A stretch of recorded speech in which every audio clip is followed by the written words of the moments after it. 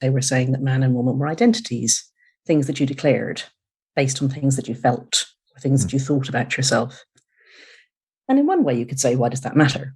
And if it just stopped at people telling you something they felt was psychologically important about themselves, I wouldn't mind at all. People think all sorts of things about themselves. They identify as things that don't have firm logical or legal definitions. They say they're environmentalists, or they describe themselves as artists when they've never sold a piece of art. And that's all fine.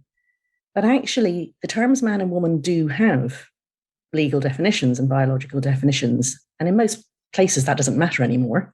It used to matter more when only a man and woman could marry, or when the pensionable ages were different, or when the man got to own everything and the woman lost everything when she got married, or when women couldn't work after they got married. My mother had to retire from the civil service, resign from the civil service when she got married. It used to matter a lot more what sex you were, but it still matters sometimes. So straight away I thought, well, okay, if people can identify as man and woman, and those are consequential terms, they do mean something not just for you, but for other people, then what does that do to society and public policy? And I found out that just asking that politely got such a response that I'm still asking it 3 years later, and I've written an entire book about it.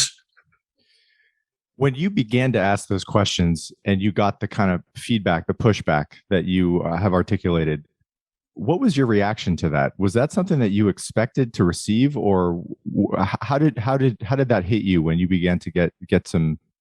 I mean, just completely astonished. And I've literally interviewed everything from pedophiles to gang members and murderers, to crack addicts, to presidents, to bosses of multinationals.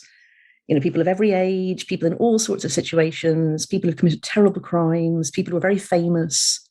And nobody has ever acted in such a way.